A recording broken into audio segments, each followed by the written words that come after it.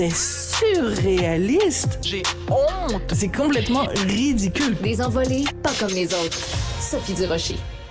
Sophie, bonjour. T'es-tu en train de t'en aller dire quelque chose? Non, on est bien. Tu te plains tout le temps. Non, au contraire, je Non. dis on est bien.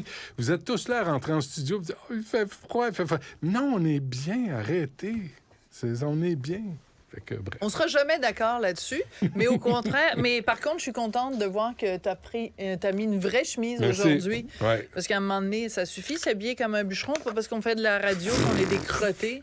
Depuis quand Franchement. t'es conseillère vestimentaire, toi, de Jamais, Cube je Radio? l'ai jamais été. Mais Je suis conseillère vestimentaire de Sophie Durocher. J'ai le droit de dire ce que je pense. De toute façon, quand je suis as-tu rentrée à la remarqué- maison hier, Martineau m'a dit qu'il trouvait que t'étais bien en pyjama. Mais t'as jamais remarqué que moi, je fais jamais de commentaires sur vos mauvais cols roulés, toi puis Richard, sur une mode qui est complètement dépassée avec vos pitoyables cols roulés qui sont très laites. J'ai jamais parlé de ça. Moi, je garde ça pour Mais moi. tu viens de le faire. Non, Espèce de je dis, je le fais cabochon. pas. Je le fais pas. Je fais pas de commentaires sur Non, mais de vos toute façon, tristes moi- cols roulés. Moi, de toute façon, tu sauras que Richard et moi, on porte pas les mêmes vêtements. Oui. Premièrement, Oui, non. vous les échangez. Non, Vous non. échangez vos cols roulés. Mais je veux dire, lui, Richard, il porte de ça l'extra large. tente-tu? Moi, je porte du médium. Arrête-moi ça. Ben, il est lousse. Premièrement, il est lousse. Moi, t'en faire du lousse, moi. Premièrement, et deuxièmement, tu sais que comme homme, t'as pas le droit de faire des commentaires sur ce que je C'est pense. ce que je fais. Bon. Oui, Je mais dis t'as rien. pas le droit, Mais t'as je pas le droit subis de vos parler de ce que commentaires je pense. sur mes chemises à carreaux dans lesquelles je suis heureux. Pourquoi vous êtes contre mon bonheur? Hein? Ben, si t'es heureux habillé comme un bûcheron. Si vous êtes heureux avec vos mauvais cols Bon, roulés ben là, des on va années s'entendre, 70, on va j'ai pas de s'entendre trouble. là-dessus. Ben, On va c'est s'entendre ça. là-dessus. Laisse-moi mon col roulé, Check-moi m'a te bien. laisser ta chemise à Check-moi bûcheron. bien la chemise de main demain. de bûcheron. Ouais, Elle va sentir l'écorce. Je la laverai pas pendant deux semaines. Ben, de toute façon, pour faire changement de Hey, habitude. oh, ça, c'est pas vrai. Ah, t'es ça, pas c'est pas fait. vrai. Non, Ça, mais tu t'es me un fais petit de la gars peine. propre. Non, je pense que c'est un petit gars Hygiène propre. personnelle redoutable. Redoutable? Qu'est-ce Attention. que ça veut dire? Tu prends ta douche 2 fois par jour? Tu sais que c'est pas bon pour l'environnement, ça? Oui, mais c'est bon pour moi. Bon. Fait que bref, fuck l'environnement. Bon. Parle-nous de... Oh, c'est une histoire tellement décourageante, Benoît. C'est pour ça que je niaise un peu. Oui, parce que le sujet est tellement décourageant. Puis écoute, on est juste rendu le 10 janvier. Ouais. Puis déjà, on le sait que 2023, ça va être une année de marde.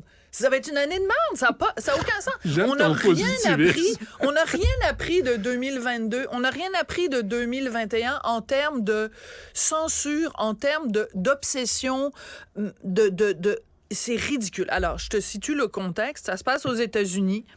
Une enseignante à l'université qui a perdu son emploi, elle était chargée de cours, parce qu'évidemment, les chargés de cours, c'est comme des Kleenex jetables. Elle a perdu son boulot de chargée de cours parce que dans un cours d'histoire de l'art, qu'est-ce qu'on fait dans un cours d'histoire de l'art? On montre des œuvres d'art. Elle a monté une œuvre d'art qui date du Moyen Âge et qui montrait le prophète Mahomet. OK? Ben, le prophète Mahomet, aujourd'hui, pour certains musulmans plus rigoristes, on n'a pas le droit de représenter Mahomet, d'où toute la controverse sur les caricatures de Mahomet. Et les tueries et les gens qui meurent. Samuel Paty, décapité. Charlie Hebdo. Exactement. Donc, et aussi parce que le fait que c'était une caricature, mais juste le fait de représenter le prophète Mahomet, pour certains, je dis bien pour certains musulmans, très rigoristes, très à cheval sur les principes, c'est inacceptable. Mais s'il y a des œuvres d'art qui datent du Moyen Âge, qui représentent le prophète, ben, c'est bien la preuve que ce rigorisme-là, il est récent. Au Moyen Âge, il n'était pas interdit de représenter le prophète. Donc, qu'est-ce qu'elle fait, cette professeure d'histoire de l'art? Elle dit à ses étudiants, dès le début du cours, elle dit, c'est un sujet sensible, donc si vous pensez que vous allez être heurté par le fait que je vais montrer des images du prophète qui datent du Moyen Âge, je vous offre l'occasion de sortir tout de suite. Donc, elle dit ça au début de la classe. Elle montre les images qui datent du Moyen Âge et à la fin de la classe, regarde comme c'est pernicieux. Et c'est pour ça que je dis qu'on n'a strictement rien retenu de 2021-2020. et des dernières années, à la fin de la classe, il y a une étudiante, une seule, qui lève la main en disant « Moi, je suis très choquée de ce que vous venez de faire. » Et comme par hasard, cette femme-là, cette étudiante-là, est présidente de l'Association étudiante musulmane de l'université. Malgré l'avertissement qui a eu lieu en début de cours. C'est pour ça que je te dis que c'est pernicieux, Benoît. Parce que si moi, je te dis « Attention, si vous aimez pas... » Ben, je te donne un exemple. Moi, j'ai peur des aiguilles, OK? Si tu me dis, Sophie, dans les prochaines minutes, je vais sortir une aiguille, puis je vais me piquer, je vais m'évanouir. Donc, alors, si tu me préviens au début... Je ferai pas ça. Non, mais si tu me préviens, Ben oui. puis que moi, je reste, puis que je m'évanouis parce que tu me montes une aiguille, j'ai qui à blâmer? Bibi. Je n'ai que moi-même à blâmer. Est-ce que j'ai le droit de dire... Qu'est-ce que tu fais là? Je te l'ai dit que j'allais sortir une aiguille. Oui, tu as le droit. Je t'ai invité à sortir. Mais dans le contexte actuel et dans le pas. contexte de cette religion-là en particulier, qui est la religion musulmane, tu n'as pas le droit. Et ce qui est complètement dégueulasse dans cette histoire-là, c'est que cette étudiante, donc, qui est présidente de l'Association étudiante musulmane de l'université, elle fait exprès de rester tout le cours. Elle piège. Et à la fin, donc, elle piège la prof. Ouais.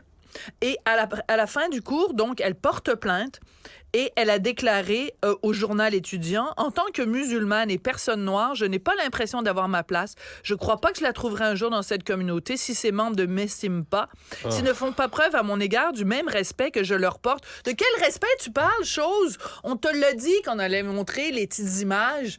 Puis c'est pas vrai que tu vas te rouler dans un coin parce qu'on te montre des images qui datent du Moyen-Âge. Il n'y a aucune intention de t'insulter. Non, mais le pire, Benoît... C'est l'histoire de l'art.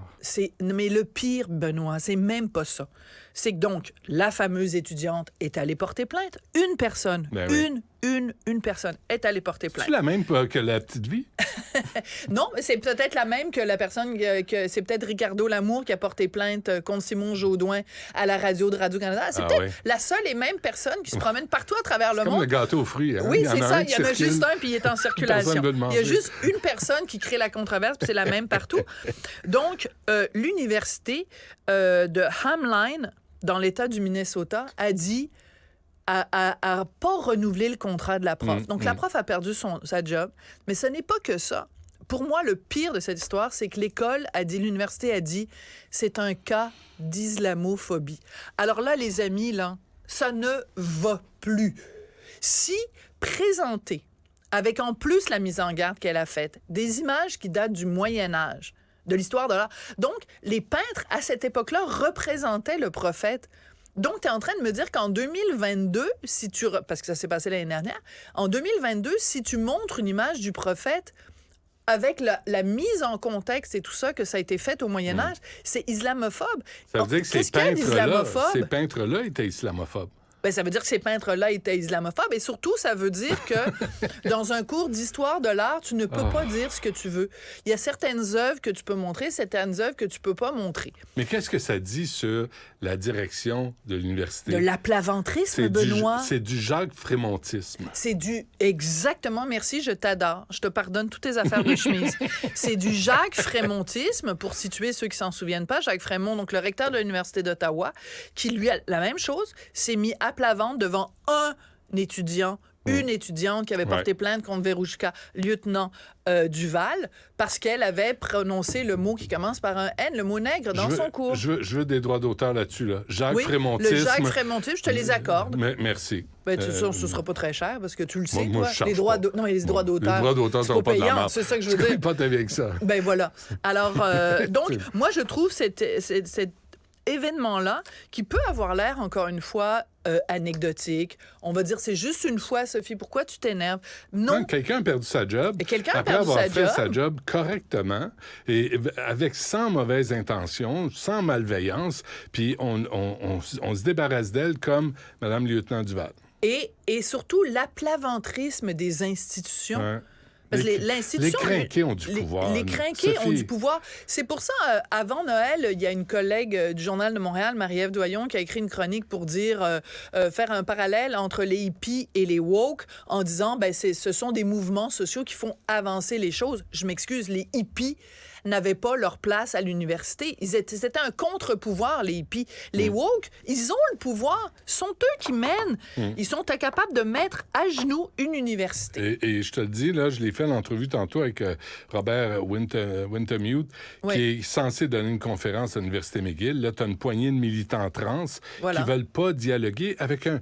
Il est lui-même gay, il fait partie de groupes communautaires. C'est un avocat en droit international et ça suffit pas. Lui, il pose des questions, mais on n'a même plus le droit de poser ces questions-là. Ben, tu sais, quand on dit LGBTQ, ben, le T est pas capable de s'entendre avec le L, le G, le B. Imagine. Comment tu vas enseigner l'alphabet aux enfants après ça?